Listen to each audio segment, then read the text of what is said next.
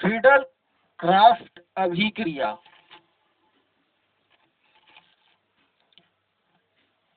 जैसा कि नाम से स्पष्ट है,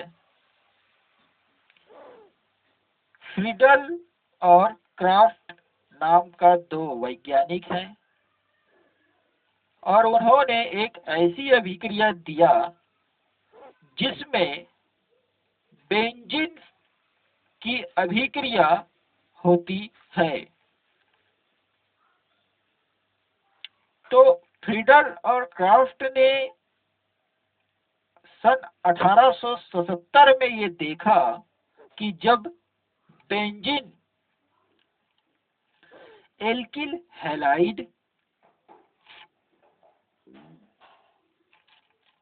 या एसिल हैलाइड के साथ निर्जल एल्यूमिनियम ट्राइक्लोराइड की उपस्थिति में क्रिया करती है, यानी उन्होंने एक रिसर्च में ये देखा कि एक बेंजीन का केमिकल है जिसमें बेंजीन में यदि ये एसिल क्लोराइड, ये है एल्किल क्लोराइड या एल्किल हैलाइड, हैलोजन समूह है इसलिए एल्किल ये हो गया, हैलोजन ये हो गया, एल्किल हैलाइड से जब ये रिएक्शन करता है, उपस्थिति किसकी, निर्जल यानी बिना जलीय युक्त एल्यूमिनियम ट्राइक्लोराइड उत्प्रेरक है, इसकी उपस्थिति में ये तीनों ही मिला हुआ है आपस में, लेकिन ये अभिक्रिया में भाग नहीं लेता है, ये दोनों ही आपस में जुड़ते हैं। तो जुड़ने के बाद रिएक्शन हो रहा है, तो रिएक्शन में जुड़ रहे हैं, तब ऐसी स्थिति में बेंजीन में एल्किल और एसिल व्युत्पन्न बनते हैं, मतलब बेंजीन का ही कोई अन्य रूप बनता है। जैसे ये रूप बना, बेंजीन से ये एथिल क्लोराइड है, एथिल क्लोराइड रिएक्शन करने के बाद ये रूप बना, तो ये इसको बोलते हैं व्युत्पन्न। इससे उत्पन्न यौगिक को व्युत्पन्न के नाम से जानते हैं। बाद में इस अभिक्रिया की सहायता से एल्किल और एसिड हैलाइड के स्थान पर और भी अन्य केमिकल यानी अभिकर्मक को प्रयोग करके बहुत प्रकार के, विभिन्न प्रकार के अन्य यौगिक भी प्राप्त किया गया।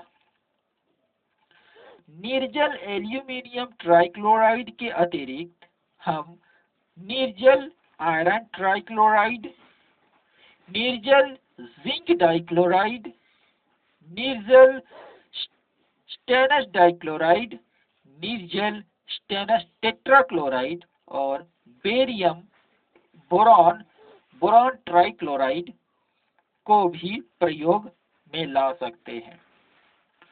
तो फ्रीडल क्राफ्ट अभिक्रिया के अंतर्गत दो अभिक्रिया होती है जिसमें एल्किलीकरण होता है, मतलब एल्किल समूह, इसमें एल्किल समूह वाले हैलोजन जुड़ते हैं, और एसिलीकरण में एसिटिल समूह जुड़ता है। तो इसमें सबसे पहले ये हम एल्किलीकरण देखते हैं, मतलब एल्किल समूह, ये मेथिल है, ये एथिल है, ये जुड़ेगा, बेंजीन के यहाँ के हाइड्रोजन को हटा करके ये मेथिल समूह आके जुड़ेगा, और जो यहाँ का हाइड्रोजन निकल रहा है वो हाइड्रोजन इस क्लोरीन से रिएक्शन करने के बाद हाइड्रोक्लोरिक अम्ल बना रहा है। इस प्रकार से हमें एक टॉलुइन की प्राप्ति होती है, टॉलुइन। और जब एथिल क्लोराइड रिएक्शन करेगा तो यहाँ का हाइड्रोजन निकल करके इस क्लोरीन से मिलकर के हाइड्रोक्लोरिक अम्ल का निर्माण करेगा और ये एथिल बेंजीन का निर्माण करेगा।